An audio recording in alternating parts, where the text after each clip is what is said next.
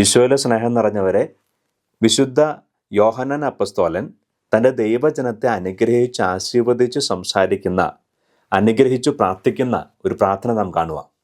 അപ്പോൾ ഈ ദൈവത്തിൻ്റെ വചനം, ഈ അപ്പസ്തോലിൻ്റെ അനുഗ്രഹം നമ്മൾ സ്വീകരിക്കുമ്പോൾ നമ്മൾ എപ്രകാരം മറ്റുള്ളവരെ അനുഗ്രഹിക്കണം, എങ്ങനെ നമ്മുടെ പ്രിയപ്പെട്ടവർക്ക് വേണ്ടി പ്രാർത്ഥിക്കണം എന്നതിനെക്കുറിച്ചുകൂടെ നമുക്കൊരു ബോധ്യം കിട്ടുവാണ്. ഈ ദൈവത്തിൻ്റെ വചനം യോഹന്നാൻ ശ്ലീഹ എഴുതിയ 3-ാമത്തെ ലേഖനം 1-ാം അധ്യായം, ഒരു അധ്യായം ഉള്ളൂ, ആ 1-ാം അധ്യായം 2-ാം വാക്യം പ്രകാരം പറയുക: വാത്സല്യ ഭാജനമേ, നിന്റെ ആത്മാവ് ക്ഷേമസ്ഥിതിയിലായിരിക്കുന്നത് പോലെ തന്നെ എല്ലാ കാര്യങ്ങളിലും നിനക്ക് ഐശ്വര്യമുണ്ടാകട്ടെ എന്നും നീ ആരോഗ്യവാനായിരിക്കട്ടെ എന്നും ഞാൻ പ്രാർത്ഥിക്കുന്നു. ഇപ്പം എന്താണ് ഈ അപ്പസ്തോലിൻ്റെ അനുഗ്രഹം അല്ലെങ്കിൽ പ്രാർത്ഥന? വാത്സല്യ ഭാജനമേ, പ്രിയപ്പെട്ട വ്യക്തിക്ക് വേണ്ടിയുള്ള പ്രാർത്ഥനയാണ്.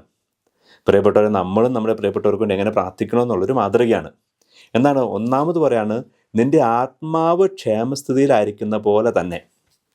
അപ്പോൾ ഒന്നാമത് പ്രാർത്ഥിക്കുന്ന എന്തിനു വേണ്ടിയാ? ശരീരത്തിന് വേണ്ടിയല്ല, രോഗം മാറാൻ വേണ്ടിയല്ല, മറിച്ച് ഒന്നാമത് സാമ്പത്തിക കാര്യം മറ്റു കാര്യങ്ങളൊന്നുമല്ല, ഒന്നാമത് ആത്മാവ് ക്ഷേമസ്ഥിതിയിലാണ്. പ്രിയപ്പെട്ടവരെ, ചിലപ്പോഴൊക്കെ ചില വ്യക്തികൾ പ്രിയപ്പെട്ടവർക്ക് വേണ്ടി പ്രാർത്ഥിക്കുമ്പോൾ ജോലി കിട്ടാൻ വേണ്ടി പ്രാർത്ഥിക്കും, വേറെ പല ഭൗതിക കാര്യങ്ങൾക്ക് വേണ്ടി പ്രാർത്ഥിക്കും.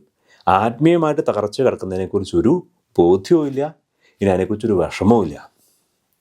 അങ്ങനെയെങ്കിൽ ഇത് അപ്പസ്തോലൻ പറയാം, ഒന്നാമത് ആത്മാവ് ക്ഷേമസ്ഥിതിയിലാണോ? കുമ്പസാരം ഉണ്ടോ? കുർബാന സ്വീകരണം ഉണ്ടോ? ദൈവത്തോട് ചേർന്നാണ് ജീവിക്കുന്നത്? പ്രാർത്ഥനയുണ്ടോ? വ്യക്തിപരമായ പ്രാർത്ഥനയുണ്ടോ? അപ്പോൾ ഈ പറഞ്ഞ കാര്യങ്ങൾ കുറവുണ്ടെങ്കിൽ അതാണ് ഒന്നാമത് ക്ഷേമസ്ഥിതിയിലാവേണ്ടത്. എന്നിട്ട് പറയാണ്, ആത്മാവ് ക്ഷേമസ്ഥിതിയിലായിരിക്കുന്ന പോലെ തന്നെ, അത് വേണം, ഇല്ലെങ്കിൽ വേറെ ഇല്ലെങ്കിൽ കുഴപ്പമില്ല, അത് ക്ഷമയിലായിരിക്കുന്ന പോലെ തന്നെ നീ ആരോഗ്യവാനായിരിക്കട്ടെ എന്ന്, എല്ലാ കാര്യത്തിലും ഐശ്വര്യം ഉണ്ടാവട്ടെ എന്ന് ഞാൻ പ്രാർത്ഥിക്കുന്നു.